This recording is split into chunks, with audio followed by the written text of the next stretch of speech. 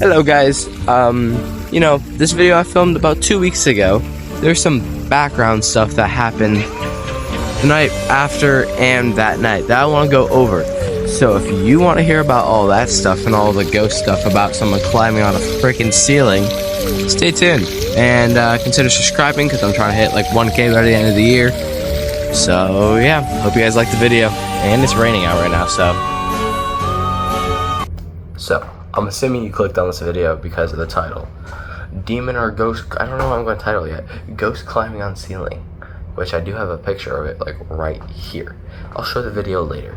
But before we get into the whole thing, let's explain a little backstory. If you haven't seen the other video, I recommend you go watch the other video first, and then you see this video. But just in case you don't want to and you don't want to click on the other video, I'll explain it right here. So we investigated this place called the Dixie House. It's down in St. Augustine. And we weren't expecting too much from this place just because it didn't like have too many reviews on it, and it was like kind of a weird website. I don't know, it's kind of weird, and it wasn't a famously known place, because usually when you go to these places you're like, oh, let's go to St. Augustine Lighthouse, St. Augustine Prison, freaking I don't know, other places like Sally House and stuff. But this place was kind of hidden. It was kind of a hidden gem, if you would say. So we want to get to the first thing that happened at this house. Is the audio on my night vision camera just went and stopped working. So we didn't have that footage for most of the time, as you saw if you watched the video. But there's other things that happened, like the bride that was there apparently liked me and to the portal room. But now that I'm after here, which is what this video is for, is the thought process of the video, is I don't think that was a bride that was inviting me in there, and I think it was something different. Because if it's a portal room, that means something is going in and out all the time. And something could have been just like, trying to fucking attach me, I don't know. But what we got the second night was a little bit more confusing. We'll get to that in a second. But this is the video where I went and shook hands with a ghost. So that was pretty interesting. It was like really freaking cold, like Arctic cold. And it was kind of weird. So if you ever have shooken hands with a ghost, and you'll understand. But yeah, we shook hands with the ghost. We still did not have confirmation who that was, but I'm gonna put a side by side right here between the ghost I shook hands with and the ghost on the ceiling. I think they kind of look the same, but let me know what y'all think. It could be something different, because you never know. The SLS camera could be just making something look different than it actually is. But then there's another one theory that we have, is it was, I forgot the name, Benjamin, I think, and his mother, which was the guy on the ceiling murdered them all, I think, and it was weird. But yeah, we think it was the mother, and then as you saw there was the green, I'm pretty sure it was, and then there was yellow. So we think the yellow was a different figure, and it was either the mother and the kid, or someone else that we don't know who it was, and a cat, because as you can see on the other side, it was like kind of wagging, like, I don't know, it's kind of weird. It was like, if it was a cat, it was like wagging its tail like this. But we don't know. That's just the 2-3 theories that we have. My theory, the theory that it was the guy on the ceiling that we saw, Benjamin and his mother, I'm pretty sure that's the name, I'm not 100% sure. And then the theory that it was a cat and we don't know who the person was.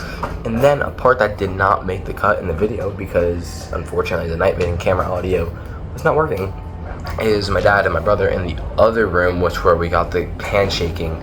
They got soldier, and they were talking to a soldier in there, and that was one of the spirits that was supposed to be there, because we didn't get all the history to the place until after we did the investigation. And he said that half the stuff that we said, like the soldier, the bride, there's a couple other things, but we got most of that correct. And that was actually what's so surprising about the place. And I want to learn more about the place, because although there's some history to the place, it's not full history. So, and there's a portal going in and out of there, so I want to figure out more about that portal and what the frick was on the ceiling. But that's pretty much the full basis of what we got that night. We played hide and seek with ghosts. I think I won. We're not 100% sure, but I think I did. yeah, then there's the little kid that person scared away because he was like a non-believer and took his toy away, and he was like, whoa man, if you're gonna take my toy, I'm a skedaddle. And he hasn't been there for months now, and we believe we may have got him, but we're not 100% sure. So that was the first night. Now let's go over to night 2. Night 2, we were there. Actually, we were first just walking around St. Augustine, the main park strip and everything, thinking what we were going to do that night. We're like, should we do the St. Augustine Lighthouse? And that was like the only thing we could try to think of at the time. And we're like, oh wait, we could just do that. But we've done it so many times, and we went to go see how many spots were full, and it was completely full out except for one spot. And as we're walking around the strip and everything, I remember that there's a store there that's for ghost hunting equipment and stuff. And I'm like, hold up, I have some money, my brother has some money, so why don't we just go halfies on a new piece of equipment, which we did, which you saw in the other video, which was the dead bell, which is a thing that has the compass inside of it, and the ghost can manipulate the compass and make the bell go off with EMF sensitivity or something like that. It's confusing, but you know, they're not using it, so. But anyways, we did go halfies on that. But we went into the store and we ran into this person. I'm not sure if I should say his name or not, but just say sorry. I'm not gonna say his name. But we went into the store and we talked to this person, and he was just telling us all these stories and stuff, and found out some pretty interesting things about some people. But I'm not gonna say that. But we registered for this tour this night, and it was bringing us back to the Dixie House, a cemetery where we took a bunch of pictures, and I'll show them on the screen as we're talking about the cemetery. And we went to the St. Augustine Lighthouse Park, not the actual lighthouse place, but right next to there's a park. So we went into the Dixie House that night again, and we weren't getting too much because me personally, I think when there's a whole big group, because we had a big group, maybe 10, 12 people in there, I think, but we have that many people in there, so I'm like, the ghosts are probably not going to want to talk because there's so many damn people, and they're going to be like, yeah, no. But we weren't getting too much. I mean, there may have been some things that came over the spirit box. I was filming it, and then we're not getting too much, so I was like, yep, not going to film it. And then they brought out the SLS camera and put it into the portal room, which I find interesting. And since I was invited into the portal room so much that night, I told the guide that, and they put me in the portal room. My dad was in there too. And then there's another guy with, I think, the dowsing rods, which another key factor. If you're going ghost hunting, I highly don't recommend using dowsing rods. I know they're probably one of the cheapest things, but if you're going ghost hunting, don't use the dowsing rods because they're just trying to connect to water. And there's such a thing where you can hold them, have like really still hands, but you can still try to be not purposely manipulating them, but accidentally manipulating them. But anyways, off topic there, but back onto the story. We were in there, and the SLS camera was showing this. Yeah. You see that little thing right there? You know, you expanding onto the ceiling and everything. Yeah. I don't know who that is, but he's pretty interesting. We tried asking who it was. We tried asking if it was the bride. I didn't think it was the bride. And we tried asking if it was the guy in the ceiling. I forgot his name. Again, I have a horrible memory. But we tried asking if it was the guy in the ceiling, and he didn't say anything. So, we don't know who that was. My theory is he was just something, obviously not human, traveling through portals. He doesn't actually reside there.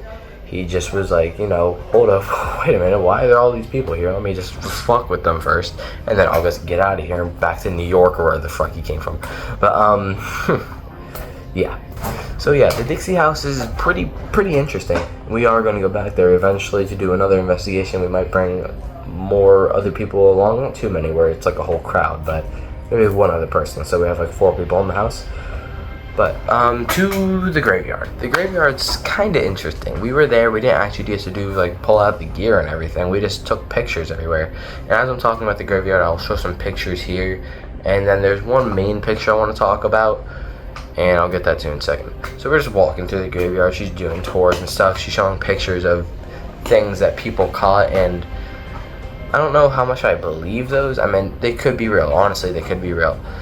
But there's one that did look real, and then there's other ones that were like, what the that's just like too good to be true, you know? You'd have to see it to believe it, because if you have a photo here, nowadays it's easy to Photoshop that stuff. But back to the main point, we're just walking here, nothing too big happened, just all the photos that I'm showing, and I'm probably like moving my head and getting bad, I don't know, with the editing process.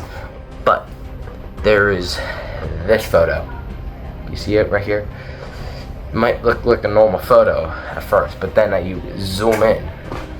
Okay, you see it? Zoom in. But you zoom in more. You see that person there? That person? Yeah, she was not there in the graveyard. She's wearing, like, as you can see, it looks like a hoodie and some sweatpants, but that's what my opinion was on it. Let me know what y'all think, but we had a light, and there was no one on that tour that was wearing a hoodie or sweatpants, and she is, and she had the tour guide. I can't speak today, my bad, but we had the tour guide had a flashlight, and she was like shining it all over the place, so we would have known if people were in the graveyard, and we would have heard if people were in the graveyard. We searched the whole graveyard. Well, not searched it, but just shine the light across. I mean, they could have been hiding behind the tree, you don't know, but I didn't see anybody, so I'm gonna conclude that as a ghost. Little ghosty ghost. I don't know what they're doing there in a green hoodie. I think it's a green hoodie and some sweatpants, but I'll leave that up to you to decide if you want to. To the Lighthouse Park. Lighthouse Park. Now this is interesting. I did take a video on the night vision camera, and yet again, no audio. So I could have forgot to turn it on that time because, I mean, mind you, it was like 2 o'clock in the morning. But yeah, we didn't get too much while we were when we were in the tour. We didn't get too much when we were in the tour because I don't think it was kind of being rushed. Am I talking too fast? I think I'm talking too fast. Let me slow down. Rewind. So we were in there. Tour guides are gone. We went after the tour back there because it's a public park, but it was close at night. We probably shouldn't have been in there, but we were in there anyways. And we decided to film. I looked at the footage and didn't see anything, so I'm not even going to show any of that. But then we were taking pictures because I said on the footage, I'm going to push this swing and you can sit down on it and I can push you on the swing. And yeah, I'm pushing the swing, and I told my dad to take pictures, and we got these pictures. I'll show the least ones first. We got this one, then we got that one. And here's an interesting one. We got this one. Yeah, like as you can see right through me. You want me to? Y'all can zoom in. Zoomed. You can see right through me to the other side, and it's kind of weird. So I don't know what that is. It's kind of scary. It's like what was I? What did I do? I don't know. But yeah, that's kind of interesting. You can see right through me. Here's some other photos throughout the night. But yeah, that's pretty much it for the whole summary of the St. Augustine. Why did I say Ghost Augustine? St. Augustine tour stuff. So that's the little background stuff for it. I hope you guys liked the video. Comment down with, what is that picture? Like, what is he doing? I don't know.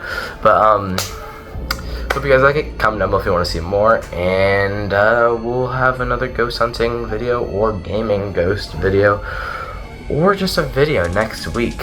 And yeah, I'll see you guys next week. See ya.